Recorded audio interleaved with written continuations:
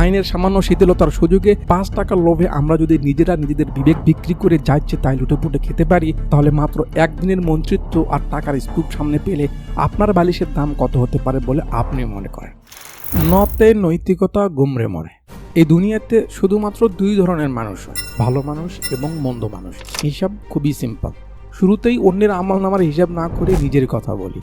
তো পৃথিবীকে কোলাহলপূর্ণ আর বিশৃঙ্খল আখ্যা দিয়ে অনেক বিখ্যাত ব্যক্তিবর্গ এবং কবি সাহিত্যিক নিজেকে এই পরিবেশ থেকে মুক্ত করতে চেয়েছেন। ভাবতাম এত সুন্দর পৃথিবীকে তারা বিশৃঙ্খল বলে গেছেন কেন? ব্যাপারটা পরিষ্কার হতে 2022 সাল পর্যন্ত অপেক্ষা করতে হলো। আগে শুধু পড়েছি আর এখন সেটা অনুভব করছি। আমরা নিজেরা এক একটা ডাস্টবিন হয়ে ময়লার ভাগাড়ের দিকে তাকিয়ে নাক চেপে ধরি, অথচ একবার ভাবছি না ভাগাড়ের সৃষ্টি ডাস্টবিন থেকেই। দিন দিন আমরা যে সংকটের পথে হাঁটছি, সেই সংকট প্রকট করার পেছনে আমাদের হাতগুলোর অবদান কতখানি, বেকার সময় থাকলে যদি একটু চিন্তা করি তাহলেই উত্তর আসবে। আমরা এক একটা হায়নার মতো নিজেদের ছিঁড়ে ছিঁড়ে খাচ্ছি আর খেতে খেতে বনের রাজা সিংহের স্বেচ্ছাচারিতার নিন্দা করছি। সিংহ নাকি বনের সকল সর্বনাশের মূল, অথচ আমরা একটু সুযোগ পেলে এথিক্স ভুলে যাই। বেশি সুযোগ পেলে আর কি করতে পারি সেটা নিঃসন্দেহে ওই ভাগাড়ের মতো হবে বলতে পারেন। একটু ডিটেলসে বললে প্রথমেই আসে সিলেটের ট্রলার ভাড়ার বিষয়টা। কেউ কেউ সর্বস্ব হারালো আর কেউ কেউ সেই বিপদের সুযোগে নিজের আখের গোছালো।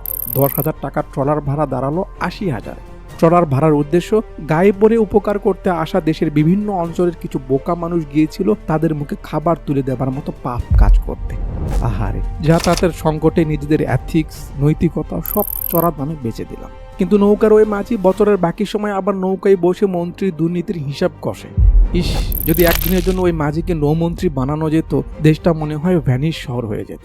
এখন আসি বাজারের দিকে। এখানে হলো আসল খেলা। ওই হায়নাদের মতো, যার কামড় যত বড় সে তত লাভবান। বাজারের চপ পেঁয়াজুর বর্তমান মুচমুচে দামও যে রাশিয়া ইউক্রেন যুদ্ধের সাথে সম্পৃক্ত, তাতে আপনার জ্ঞানের কমতি থাকলেও দোকানি মামার আছে অগাধ পাণ্ডিত্য। আরে মামা, চুলে আগুন জ্বালাতেই তো আমাদের অবস্থা নাজেহাল। কেন মামা, কেমনে এটা? এই ধরেন বারুদের দামই তো বেশি। যেমন ম্যাচের বারুদ আসে রাশিয়া থেকে আর কাঠি আসে পোল্যান্ড থেকে।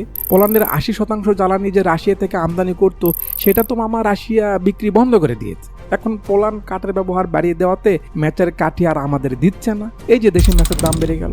আপনি রেস্ট অ্যান্ড পিস। তেলের ইতিহাস নেক্সট এপিসোডে পরের প্রজন্ম চপ পেঁয়াজও খেতে এসে তার থেকে শুনবে। বাজারের অর্থনীতি এই দোকানের চেয়ে অ্যাডাম স্মিথ বেশি বোঝে বলে আমি বিশ্বাস করি না। প্রশ্ন আসবে বাজার নিয়ন্ত্রণ নিয়ে, কিন্তু আসলেই সেই ভাবনা কতটা যৌক্তিক? কারণ আমরা যে কতটা নিয়ন্ত্রিত জাতি তা তো করোনার চূড়ান্ত সময়ে প্রমাণ করেছি। আমাদের নিয়ন্ত্রণ করতে গিয়ে অনেক শৃঙ্খলা বাহিনীর সদস্য মাটির নিচে চলে গেছে। রাশিয়া ইউক্রেন যুদ্ধের মোট বৈশ্বিক প্রভাবের অর্ধেকটাই পড়েছে এদেশের মানুষের দুষ্টু মনে। লুটে পুটে নিচ্ছে আধুনিক যুগের পাকিস্তানি ছায়ারূপী এসব ব্যবসায়ীরা। আইনের সামান্য শিথিলতার সুযোগে 5 টাকার লোভে আমরা যদি নিজেরা নিজেদের বিবেক বিক্রি করে যা ইচ্ছে তাই লুটেপুটে খেতে পারি, তাহলে মাত্র একদিনের মন্ত্রিত্ব আর টাকার স্তূপ সামনে পেলে আপনার বালিশের দাম কত হতে পারে বলে আপনি মনে করেন?